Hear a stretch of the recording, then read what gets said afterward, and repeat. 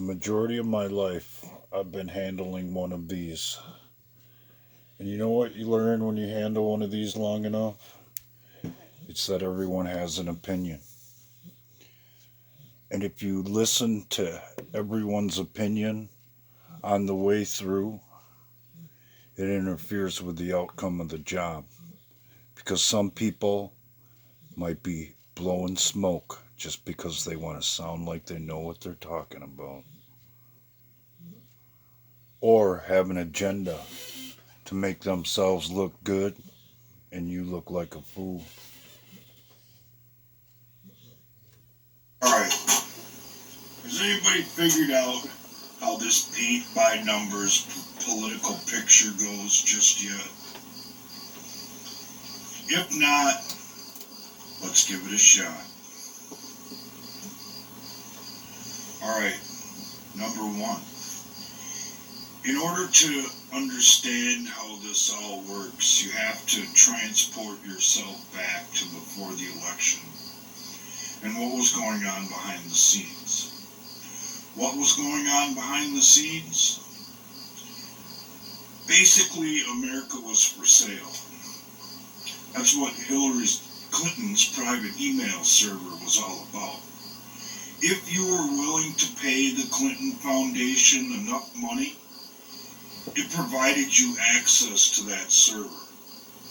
And guess what, ladies and gentlemen? Barack Hussein Obama, who I like to call the commander-in-chief, knew all about it. Number two, enter Donald Trump. Because he was an outsider, they all laughed at him. They all said he was a joke. They all said he was a clown. They all said lots of things, and still are to this very day. Why? Because he wasn't one of them. And in their arrogance, they didn't take him seriously. Number three, and this is what turned me on to the fact that Donald Trump wasn't more than likely one of them. When they started to see the real numbers, not the fake polling numbers that they were releasing to the public, the real numbers, they started to panic. And because of that panic, the Russia investigation was born. They didn't know what else to do. So they cooked up this story, dropped it in the political blender, and hoped, against hope, that something would come of it. Here's an example of their arrogance, for those of you who don't know. Obama gave a speech, I forget where it was, I think it was somewhere in Europe, about the people of the world not being smart enough to conduct their own political affairs, and that they should, according to his own words, be willing to surrender their power to an all-powerful sovereign. And who is that all-powerful sovereign? That's the New World Order, ladies and gentlemen. The very people who look to undermine our freedoms. The very people who would just assume control every aspect of our lives, should they be allowed to. I don't want to go off into too much of a tangent, but as an example, these are the people that run the European Union, that change the laws to benefit people who are not from those countries. These are the people involved in social media who undermine the Constitution in order to accomplish their own goals. That's the foundation or the structure of the New World Order. We all got an opportunity to see just how desperate they were during the Democratic primaries, when they realized that Bernie Sanders, a socialist, actually had a better chance of winning the nomination than their candidate, Hillary Clinton. They decided to cheat the system. And when Bernie supporters inside of the DNC realized it, in particular Seth Rich, he set to do something about it. So he downloaded John Podesta's emails onto a thumb drive and gave them to Julian Assange. Needless to say, this was a huge problem for the DNC. So they tacked on the Russia conspiracy to the hacking incident, which was totally an inside job. And, for those of you who don't know, killed off Seth Rich. Number 3. It was Hillary Clinton who first floated the notion of censoring conservative voices.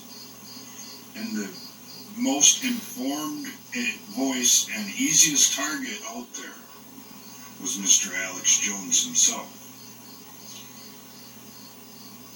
In defense of Alex Jones, I will say this. If you knew what he knows about the New World Order, you would be a little over the top too. Because some of the things that these people believe in should scare the hell out of the majority of the world. So, an off-the-wall rant once in a while, I'm not surprised at all. But overall, he's generally on target. Or they would not have tried to eliminate his voice from the airways. It's just that simple. If he was just some crackpot, they wouldn't have went after him at all. Although that's the way they tried to frame it, and a lot of people buy into it. But it's not true. If there was nothing there, they would have laughed at him and left him alone. And even if you push the Alex Jones issue aside, with all of the things that have been said along the way, they have still used him as a model in how to censor conservative voices. And why would they do such a thing? Because it's the conservatives that are Donald Trump's base. Still think he's one of them? Number 4, the plan. If anybody's willing to look back through the looking glass, they will see that Donald Trump has been against the majority of the policies that the government has instituted, in particular NAFTA and a lot of other things. There's several times that he was on Oprah. He said all of the same things back then that he's saying today. Or he said all of the things back then that he's undoing today. Which was, by the way, another part of the New World Order system. Because a strong America would never submit to such a tyrannical system. So we had to be brought to our knees. And they were doing it in slow increments, moving industry out of this country into other places in the world, weakening our infrastructure so that when the collapse finally came, they could bring in the New World Order, but they were going to use the UN as their enforcers to come into this country and basically take away our rights. Free speech under the UN, forget about it. Second Amendment under the UN, forget about it. They've already have policies in place that are beneficial to them to have the right to be able to rule over our sovereignty. And the final big piece of this puzzle is the policies that the Democrats try and preach. The new Green Deal, we can't afford that shit. And it will completely undermine our economy, which works in their favor because they have to break the economy in order to break us. The big deal about climate change, whether or not people realize it or not, that all came from the Democrats. And the majority of the scientists that came out saying that that is scientific proof are all part of the New World Order system. You don't get funding, you don't get research grants unless you're saying the right things, because it's the elites of the world that control that money.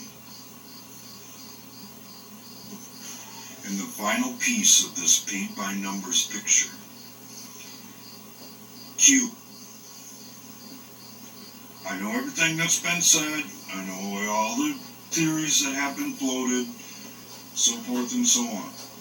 But all the Q movement is a way to inform the American public as to what colors go into what section of the picture.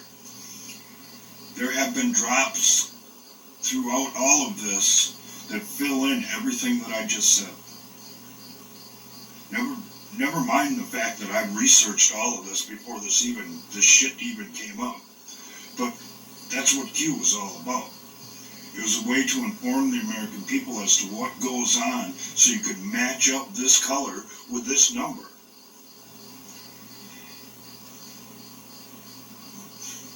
I don't give a shit what Richie from Boston says. I don't give a crap what High Impact Flick says. I don't care what CNN has to say about it.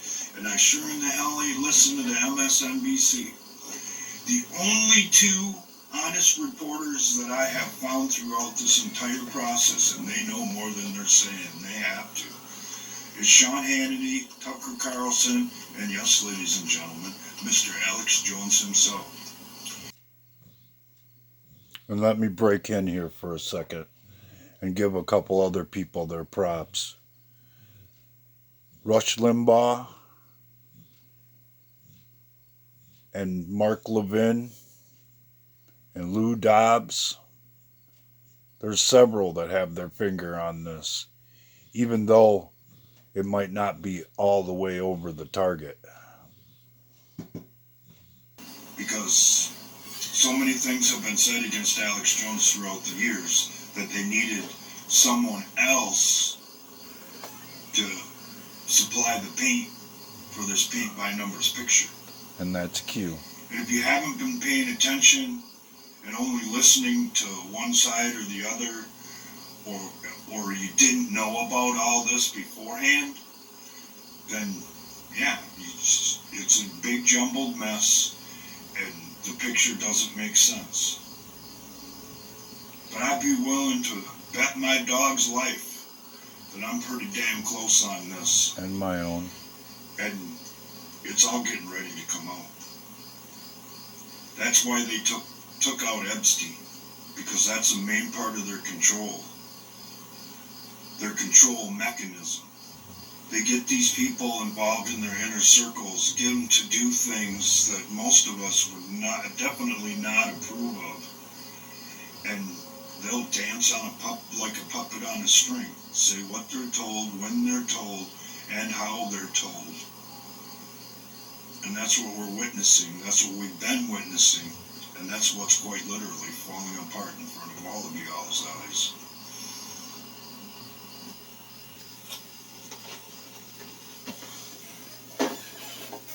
All my life has been about pieces. Pieces in the shop, pieces in my life, and pieces in general.